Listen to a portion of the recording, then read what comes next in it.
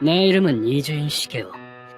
사법을 등지고 약자를 핍박하는 악당을 처벌하는 고문 소믈리에다.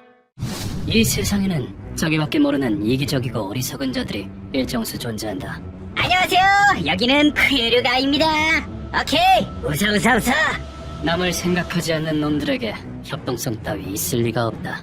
야, 꼬맹이, 저리 비켜. 지금 촬영하는 거 안 보여? 그런 인간들로 인해 죄 없는 사람이 피해를 보는 것이다. 더욱이 놈들은 책임감이 존재하지 않으며 죽었잖아. 야, 어떡하지? 이거 찍어 올리면 안 되겠지? 되겠냐, 멍청아. 그렇게 죄책감도 느끼지 않는다. 법치국가의 규율에 따라 처벌이 이루어진다면 상관없다. 하지만 이제 한 달 지났는데 경찰한테 안 들킨 것 같지? 아니, 애당초 우연히 지나가다가 맞은 건데 그게 우리 잘못인가? 그러게 쓸데없이 돌아다니지 말았어야지. 죄를 저지르고도 만약 처벌에 피하려 든다면 바로 나 이주인이 지옥 같은 고통을 선사하리라. 너네 같은 쓰레기는 들깨한테 뜯어먹혀도 싸다. 뼈는 부수는 게 개들이 먹기가 편하겠죠? 유족의 분노를 악당들의 몸에 새기는 것, 그것이 고문 소믈리에의 나의 책무인 것이다. 이러한 사명을 짊어진 탓에 드셔보시죠. 따뜻한 걸 드시면 기분이 한결 나아질 겁니다. 고맙습니다.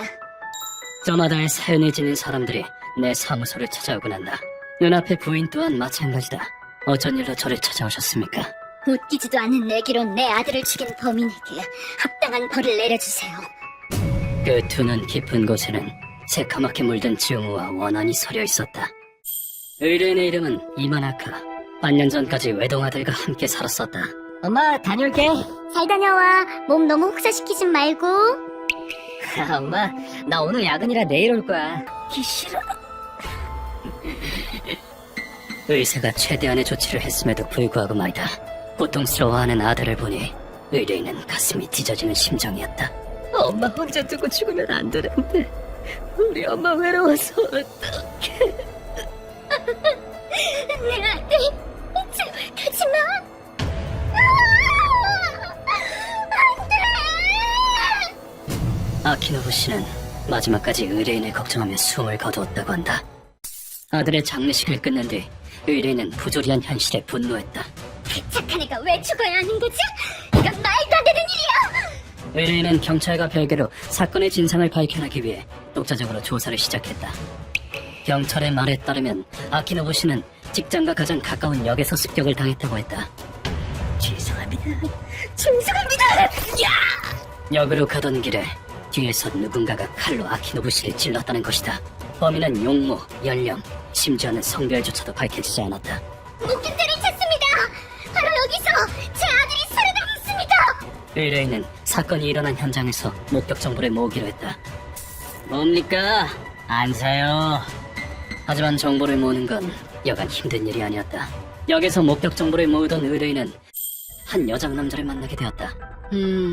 피해자가 당신의 아들이란 말이죠? 네, 아들의 한을 꼭 풀어주고 싶어요. 그 사람은 사정을 듣더니 아키노부 씨와 의뢰인의 관계를 확인했다. 그게 내 보물이었어요. 마음씨 착하고 생일이나 기념일은 꼭 챙기는 아이였어요. 아, 저런... 범인을 절대 용서 못해요. 경찰이 수사하고는 있지만 자식이 죽었는데 어떤 부모가 가만히 있어요? 모든 사정을 듣고 그 사람은 의뢰인에게 이렇게 말했다. 당신 마음은 잘 알았어요. 나도 이 건에 대해서 조사해볼게요. 네? 당신이 조사를요? 이래봬도 정보를 취급하는 일을 하거든요. 그럼 일주일 뒤에 만나요. 그리고는 의뢰인에게 명함 한 장을 건넨 뒤 그곳을 떠났다고 한다. 일주일 뒤 의뢰인은 명함을 준 이에게서 자신의 가게로 오라는 부름을 받고 그곳으로 갔다. 사건의 범인을 알아냈어요. 정말 알아냈다고요? 놀랍게도 그 사람은 경찰조차 알아내지 못한 사건의 전모를 파악했던 것이다. 그러나 의뢰인이 그토록 쫓았던 진실은 아드님이 살해당한 이유는 너무나도 어이없는 것이었어요. 어이가 없다뇨? 아드님은 내기와 벌칙의 희생양이었어요. 의뢰인이 받아들이기에는 너무나도 잔혹한 것이었다.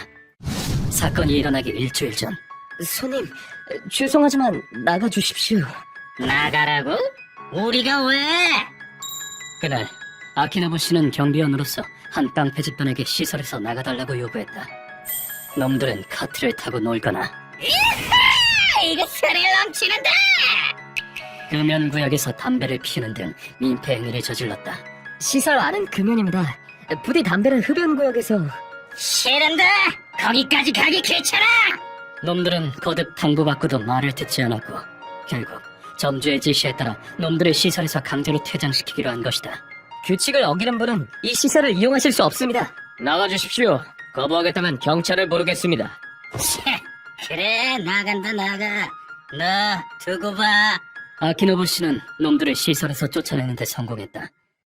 하지만 쫓겨난 깡패들은 순순히 물러나지 않았다. 아, 생각할수록 짜증나네. 경비원 주제에. 야, 오랜만에 걔 이용해서 내기나 할래? 좋지. 나도 마침 그 생각하고 있었어. 이른바 죽음의 벌칙 게임. 아키노부 씨에게 되려 원한을 품고 습격을 계획한 것이다. 놈들은 자신들에게 혐의가 걸리지 않도록 한 가지 수를 썼다. 저놈 보이지? 등 뒤에서 푹 하고 찌르기만 하면 돼. 잘해라. 그치만 그런 짓을 했다가 왜? 가기 싫어? 네 가족들 죽는 걸 보고 싶으면 관두든가. 놈들은 평소 자신들이 괴롭히던 청년에게 아키노부 씨를 칼로 찌르게 시켰다. 가족을 죽이겠다는 말에 청년은 이성을 잃고 말았고 내가 이겼지? 돈 내놔. 에이씨, 졌네. 청년은 결국 아키노부 씨를 칼로 찔러 살해하고 말았다. 여장 남자의 말이 끝남과 동시에 TV에서 이런 뉴스가 보도되었다. 부원역 살인 사건의 범인이 체포되었습니다. 범인은 저건 협박당한 사람이 범인으로 체포됐군요. 화면에 나온 인물은 선이 가늘고 기가 약해 보이는 청년이었다. 범인이 체포됐으니 경찰도 수사를 마무리하겠네요. 이건 말도 안 돼요. 진짜 범인이 버젓이 따라있는데. 하지만 증거는 없었다. 체포된 청년이 뭐라고 말하건 범인들은 나몰라라 할 게 뻔했다. 절망 속에서 오열하는 의뢰인에게 여장 남자가 이런 말을 꺼냈다. 내가 한 명 소개해줄게요. 악을 절대 용서하지 않는 귀신보다 무서운 사람이에요. 그 사람이 범인을 지옥보다 깊은 곳으로 데려가 줄 거예요. 의뢰인은 그렇게 해서 나를 소개받은 것이다. 모든 이야기를 마친 뒤 의뢰인이 바닥에 이마를 비비며 간곡히 애원했다. 이렇게 부탁드립니다. 제 아들의 한을 풀어주세요. 히마나카 씨. 돈도 가져왔어요. 이게 제 전 재산이에요. 다음 순간 의뢰인은 악기 같은 얼굴로 외쳤다. 착하디 착한 내 아들. 그 아이 마지막까지 저를 걱정하면서 갔어요. 자기가 죽어가는 와중에도 혼자 남겨진 여우미를 걱정하고. 범인들을 절대 용서할 수 없어요. 제발 그놈들을 죽여줘요. 그 목소리에는 깊은 모성애와 아들을 잃은 어머니의 절망이 담겨 있었다. 애처롭게 떨리는 이 손을 나는 도저히 뿌리칠 수 없었다. 이마나카 씨의 마음은 잘 알았습니다. 부디 제게 맡겨주십시오. 고맙습니다. 전 아들과 함께 살고 싶었어요. 이 원통함과 분노를 거두지 않고서 어찌 고문 소믈리에라 할 수 있겠는가. 본인의 무례는 생각도 않고 타인의 손을 빌려 죄 없는 사람의 목숨을 빼앗은 죄. 사회 법규도 못 지키는 원숭이 놈들. 악마도 눈 돌릴 만큼 엄하게 조교해주지. 네 놈들에겐 숨 쉴 자격도 편히 죽을 자격도 없다. 의뢰인에게 건네받은 정보를 토대로 우리는 놈들의 아지트로 향했다. 놈들에게 딱 맞는 지저분한 곳이로군. 쓰레기를 청소하러 가죠, 선생님. 놈들은 바다 근처에 버려진 창구를 무단으로 아지트로 삼고 있었다. 안으로 쳐들어가려던 찰나 뒤쪽에서 요란한 엔진 소리가 들려왔다. 하지마, 저기 봐. 기사람들 어떻게 된 거야? 저분이 왜 이런 곳을? 뒤를 돌아보니 낯익은 얼굴의 두 사람이 오토바이를 타고 달려오고 있었다. 저 방정맞은 행동 거지. 일전에 악당의 경호원으로서 맞닥뜨렸던 그 2인조였다. 안녕하세요. 오랜만에 뵙네요. 그동안 잘 지내셨어요? 너희는 메테오라고 했던가? 여긴 무슨 일로 왔지? 이런 데서 다 만나다니 참 기이한 인연이 아닐 수 없다. 내 질문에 두 사람은 이렇게 답했다. 아니 이놈들이 글쎄 지인의 룸살롱을 아주 쑥대밭으로 만들어놨지 뭡니까? 오스티스 몇 명이 다쳤는데 아무래도 본때를 보여줘야지 안 되겠더라고요. 요컨대 놈들을 끝장내버리라고 왔다는 소리다. 꺼져라. 놈들을 처리하는 건 바로 나다. 나는 두 사람을 향해 위협적인 조로 말했다. 저희도 쉽게는 못 물러납니다. 오늘은 옳은 일을 하려고 온 거니까요. 걸림돌이 되진 않을 테니 한 방만 때리게 해주세요. 나를 앞에 두고도 물러서지 않겠다는 건가? 그렇다면 그들의 각오를 확인하고자 나는 단단히 으름장을 놓았다. 나는 표적에게 끝없는 고통을 주고 숨통을 끊을 것이다. 이 앞은 지옥으로 가는 입구다. 그래도 따라오겠나? 네, 놈에게 한 방 먹이게 해주십시오. 부탁드립니다. 그들의 굳건한 눈빛에 펑 마음에 들었다. 알겠다. 모쪼록 방해가 되지 않게 주의하도록. 옙! 휴, 무서워 죽는 줄 알았는데 솔직히 오줌 좀 찌렸다. 그래도 잔챙이들을 처리할 용도로는 쓸만해 보이네. 나는 그들을 데려가기로 마음먹었다. 아지트로 가는 동안 두 사람에게 궁금한 점을 물었다. 처음 만났을 때 말인데 그 사기꾼을 경호한 이유가 뭐지? 고향도 가까우고 경호를 해주면 돈을 준다길래 무시하자니 꼼자리가 뒤숭숭할 것 같고 그래서. 아무래도 사람 보는 눈이 없는 모양이다. 바보같이 순진한 녀석들이었다. 아지트의 정면으로 쳐들어간 두 사람은 적들을 하나둘씩 쓰러뜨려갔다. 얍! 우리가 왔다! 오스티스의 복수다. 니네 보스 나오라 그래! 좀 얼빠진 구석은 있지만 전에도 느꼈다시피 전투력은 상당했다. 아시바와 키사라기는 기대보다 더 잘 해내고 있었다.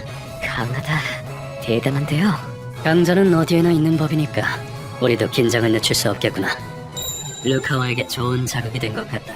두 사람을 동행시킨 건 잘한 선택이었다. 잔챙이들을 처리하고 안쪽으로 들어가자 유행진한 닭뼈슬 머리의 남자가 있었다. 누구냐? 텐무의 전 보스 타케시로가 너냐? 그동안의 죗값을 치를 시간이다. 이 남자가 바로 보스 타케시로다. 타케시로는 한때 이 일대에서 악명 높은 폭주족 텐무의 보스였다. 누구도 우릴 이길 수 없다! 방해되는 놈은 싹 다 없애버려! 당시 폭주족들 사이에서 최강의 사나이로 불린 적도 있었다고 한다. 그런 남자를 앞에 두고 키사라기와 하시바는 가위바위보를 했다. 가위바위보! 만세! 이겼다! 야! 졌다! 처음엔 장난하는 건가 싶었지만 생각해보면 두 사람은 나와도 1대1로 겨루지 않았던가. 두 사람이 자신을 얕본다고 여긴 타케시로는 이것들이 내 앞에서 장난질을 해! 힘이 제법인데? 소리를 지르며 짐승처럼 사납게 키사라기에게 덤벼들었다. 키사라기는 공격을 피함과 동시에 타케시로의 목덜미에 발차기를 꽂아넣었다. 이런 공격이 내가 쓰러질 것 같아! 오, 맷집이 제법인데. 하지만 타케시로는 그 일격을 맞고도 쓰러지긴커녕 몸을 잘게 떨 뿐이었다. 발을 붙잡히고만 키사라기에게 절체절명의 위기가 찾아온 줄 알았으나 다음 순간 키사라기의 다른 한쪽 발이 섬광처럼 튀어올랐다. 키사라기의 발차기가 타케시로의 관자놀이에 꽂혔다. 가히 불을 뿜는 듯한 위력이었다. 곰도 이건 못 버틸걸? 저 신발 끝부분에 뭔가를 심어둔 모양이다. 타케시로도 그 일격을 당해낼 재간은 없었다. 발끝에 강초를 심어뒀건 그리고 그 격투기에 사바트지? 짧은 순간에 다 간파당하라네. 절대 입으로 적으로 돌려선 안 돼. 여기선 꼬리 내리는 게 상책이야. 나와 루카가 할 일은 지금부터다. 놀이는 끝이다. 지금부터는 어른의 시간이다. 그럼을 어쩌실 생각이신지. 타케시로를 잡고 돌아가려던 찰나 하시바가 내게 물었다. 뭐야, 궁금한가? 아니요, 됐습니다. 안 알려주셔도 됩니다. 모르는 게 좋을 것이다. 앞으로 일어날 일은 누구든 엮여서 좋을 거 없을 테니까. 이리하여 우리는 타케시로를 고문실로 옮겼다. 선생님, 준비 다 됐습니다. 좋아, 이제 깨우도록 하지. 키사라기와 싸우느라 진이 빠졌을 테지만 그건 내가 고려할 일이 아니다. 타케시로는 맷집이 자랑거리인 듯 했으니. 이봐 쓰레기, 얼른 일어나! 오늘은 평소보다 조금 더 힘을 준 발차기로 표적을 깨워보기로 했다. 무슨 발차기가 이가 다 나갔잖아. 한심하게 짝이 없군. 맷집은 봐줄 만한 줄 알았더니 그 어떤 악당이라도 반성의 여부를 묻는 것이 나의 신조다. 넌 경고를 받고도 반성은커녕 도리어 경비원에게 원한을 품고 대역을 이용해 살해했다. 그래서 뭐? 피해자나 유족에게 그리고 너 대신 잡혀간 사람에게 죄송스럽지도 않나? 이걸 어쩐다. 반성이라는 요만큼도 안 하고 있었지만 솔직하게 대답했다간 살해당하겠지? 반성합니다. 제가 중지를 졌습니다. 정말 죄송합니다. 제 대신 잡혀간 그분께도 전화드리고 싶습니다. 악당치곤 드물게 놈은 반성한다고 말했다. 거짓말 하지 마라. 너 같은 쓰레기 놈은 눈만 봐도 반성하는지 안 하는지 알 수 있다. 내가 미쳐 이래 반성을 당해. 간다는 놈이 이래라 저래라 하길래 본때 좀 보여줬다고 해. 잡혀간 그놈도 지가 못냈으니까 잡혀간 거지. 그게 본심이었군. 쓰레기 같은 놈. 루카와 넵! 지옥의 무릎 담요 대령이요! 내 목소리에 루카가 옆에 놓여있던 강판에 들어올리더니 그것을 타케시로의 허벅지 위에 있는 힘껏 내리쳤다. 우선 첫 번째 갑니다. 무릎이 따뜻해질 거예요. 강판에 돋은 가시가 중량에 의해 놈의 허벅지살을 깊숙이 파고 들어갔다. 이것은 에도 시대의 고문 중 하나인 이시다카 형으로 죄인을 자백시킬 때의 행위졌다. 두 번째 간다. 벌써부터 얼굴이 말이 아니군 그래. 다만 이 고문은 에도 시대의 것과는 다소 차이가 있다. 석판을 철로 바꾸고 가시를 박는 등 여러 부분에서 개량이 되어 있다. 슬슬 반응이 올 때가 됐는데. 엉덩이가 많이 아픈가 봐요. 놈의 무릎이 박살날 때 비로소 마지막 장치가 가동된다. 놈의 밑에 깔린 대죄는 정해진 만큼의 무게가 올라가면 말뚝이 튀어나와 항문을 찌르도록 설계가 되어 있다. 여섯 번째! 말뚝이 거의 배꼽 언저리까지 올라왔겠는데요?